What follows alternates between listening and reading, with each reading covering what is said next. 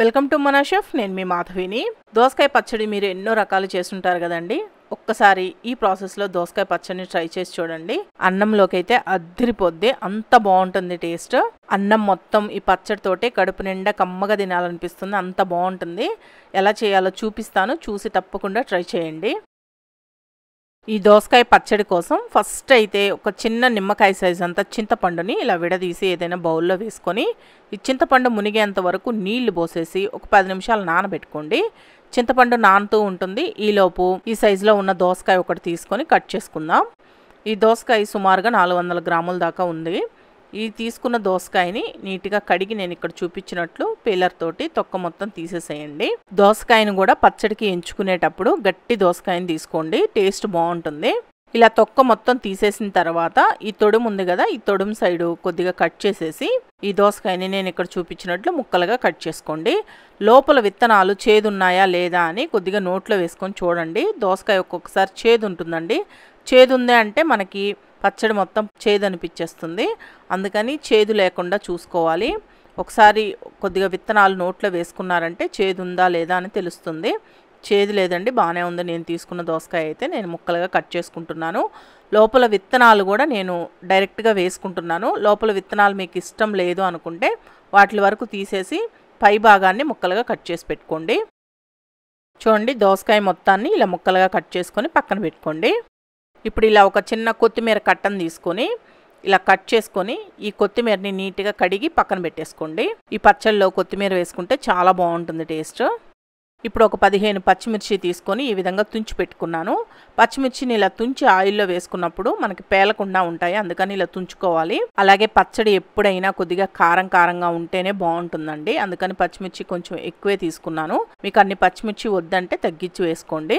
ఇప్పుడు ప్యాన్లోకి ఒక table spoon దాకా ఆయిల్ వేసుకొని ఈ ఆయిల్ కొద్దిగా కాగిన తర్వాత దీంట్లో 1/2 టీ స్పూన్ జీలకర్ర, ఒక్క చిటికెడు మెంతులు వేసుకోండి. మనం చింతపండు వేస్తున్నాం కదా, మెంతులు ఒక చిటికెడు వేస్తే ఆ పులుపుకి బ్యాలెన్స్ అయ్యి టేస్ట్ బాగుంటుంది. అలాగే 1/2 టీ స్పూన్ ఆవాలు కూడా వేసుకొని ఫస్ట్ ఇవి 3 కలిపి ఎర్రగా వచ్చేంత వరకు వేయించుకోండి. ఇప్పుడు చూడండి, మెంతులు అన్నీ ఈ విధంగా ఎర్రగా వేగిన తర్వాత దీంట్లో మనం ముందుగా తుంచి పెట్టుకున్న ఈ పచ్చిమిర్చిని కూడా వేసుకొని ఒక 2 నిమిషాలు వేయించుకోండి. పచ్చిమిర్చి కొద్దిగా వేగిన తర్వాత మిగతావి యాడ్ చేసుకుందాం.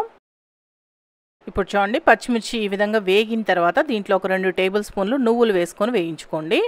నువ్వుల ప్లేస్లో మీరు కావాలంటే పల్లీలైనా వేసుకోవచ్చు. పల్లీలు వేసుకున్న పని అయితే ఫస్టే వేసుకొని తర్వాత పచ్చిమిర్చి వేసుకొని వేయించుకోండి. నువ్వులు త్వరగా వేగిపోతాయి కాబట్టి నేను ఇప్పుడు వేసాను. అలాగే నువ్వులు వేస్తే ఒక టేస్ట్ ఉంటుంది, పల్లీలు వేస్తే ఒక టేస్ట్ ఉంటుందండి. నాకు నువ్వులు వేస్తేనే ఇష్టమని నేను నువ్వులు వేసుకున్నాను. ఈ నువ్వులు కూడా వేగిన తర్వాత దీంట్లో మనం ముందుగా కట్ చేసుకొని కడిగి పెట్టుకుని కొత్తిమీరను కూడా వేసుకొని బాగా వేగనివ్వండి. ఫ్లేమ్ని లో ఫ్లేమ్లో పెట్టి వేయించండి, ఏవి మాడకుండా బాగా వేగుతాయి. ఇప్పుడు ఈ కొత్తిమీర కూడా వేగిన తర్వాత దీంట్లో ఒక 1/4 టీ స్పూన్ దాకా పసుపు వేసుకొని ఈ పసుపు మొత్తం బాగా కలిసిపోయేటట్టు కలుపుకున్న తర్వాత మనం ముందుగా నానబెట్టుకున్న చింతపండు ఉంది కదా, ఆ చింతపండుని వేసి ఒకసారి బాగా కలిపి స్టవ్ ఆఫ్ చేసేసుకోండి.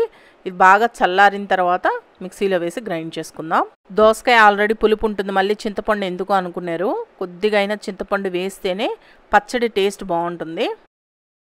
ఇప్పుడు ఇవన్నీ కొద్దిగా చల్లారిన తర్వాత వీటిని మిక్సీ జార్లోకి తీసుకోండి. ఒకవేళ మీరు రోట్లో దంచుకునే పని అయితే ముందు ఇవన్నీ రోట్లో దంచుకొని తర్వాత దోసకాయ ముక్కలు వేసుకొని దంచుకోవాలి. ఇప్పుడు దీంట్లోనే మీరు రుచికి సరిపడా సాల్ట్ వేసుకోండి. నేను ఇక్కడ కల్లుప్పు వేస్తున్నాను, మీరు మామూలు సాల్ట్ అయినా వేసుకోవచ్చు. వీటిలన్నింటినీ కలిపి ఫస్ట్ మెత్తగా గ్రైండ్ చేసుకోండి. నేను ఇక్కడ చూపించినట్లు ఒకసారి గ్రైండ్ చేసిన తర్వాత ఇప్పుడు దీంట్లో దోసకాయ ముక్కలు వేసుకోవాలి. దోసకాయ ముక్కలు అన్నీ వేసుకోకుండా కొన్ని ముక్కలు తీసి పక్కన పెడుతున్నానండి, ఎందుకంటే మనకు అక్కడక్కడ దోసకాయ పంట కింద తగులుతూ ఉంటే టేస్ట్ బాగుంటుంది కదా, అందుకని కొన్ని ముక్కలు తీసి పక్కన పెట్టేసి మిగతా ముక్కలు గ్రైండ్ చేసుకుంటున్నాను. ఒకవేళ మీరు రోట్లో దంచుకునే పని అయితే దోసకాయ ముక్కలు అన్నింటినీ వేసుకొని దంచుకోవచ్చు. చూడండి, ఈ విధంగా గ్రైండ్ చేసుకోవాలి. ఒక 4-5 సార్లు పల్స్ ఇస్తే మీకు ఈ విధంగా వస్తుంది. దోసకాయ ముక్కలు మరీ మెత్తటి పేస్ట్ లాగా అయిపోతే టేస్ట్ అంతా బాగుండదండి. చిన్న చిన్న ముక్కలుగా మనకి అక్కడక్కడ తగులుతూ ఉండాలన్నమాట. ఇలా గ్రైండ్ చేసుకుని దోసకాయ పచ్చడిని మనం ముందుగా కొన్ని దోసకాయ ముక్కలు తీసి పక్కన పెట్టుకున్నాం కదా, అదే బౌల్లో ఈ పచ్చడి మొత్తాన్ని వేసుకొని బాగా కలుపుకోండి.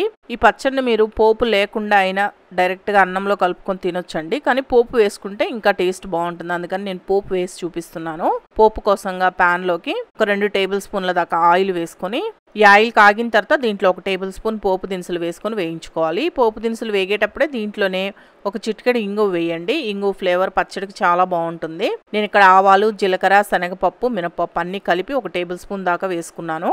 ఈ ఆవాలు వేగిన తర్వాత దీంట్లో 4-5 వెల్లుల్లి రెమ్మల్ని కచ్చా పచ్చగా దంచి వేసుకోండి. అలాగే 2 లేదా 3 ఎండుమిరపకాయలను తుంచుకొని వేసుకొని వేయించుకోవాలి.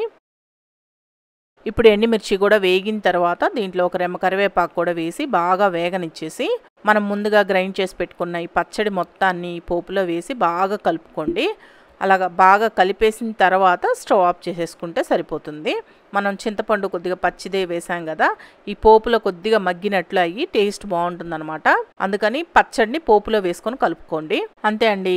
ఇలా పచ్చడి మొత్తాన్ని కలిపేసుకున్న తర్వాత సర్వ్ చేసుకోండి. వేడి వేడిగా అన్నంలో వేసుకొని తింటే మటుకు ఎక్సలెంట్గా ఉంటుంది. మీరు ఎప్పుడు చేసే దోసకాయ పచ్చడిలాగా కాకుండా ఒక్కసారి ఈ ప్రాసెస్లో ట్రై చేసి చూడండి. చాలా చాలా టేస్టీగా ఉంటుంది. మరి ఈ పచ్చడి మీకు నచ్చింది అనుకుంటే ఒక లైక్ చేయండి. మీ ఫ్రెండ్స్కి, రిలేటివ్స్కి షేర్ చేయండి. మన షెఫ్ ఛానల్ని సబ్స్క్రైబ్ చేసుకోండి.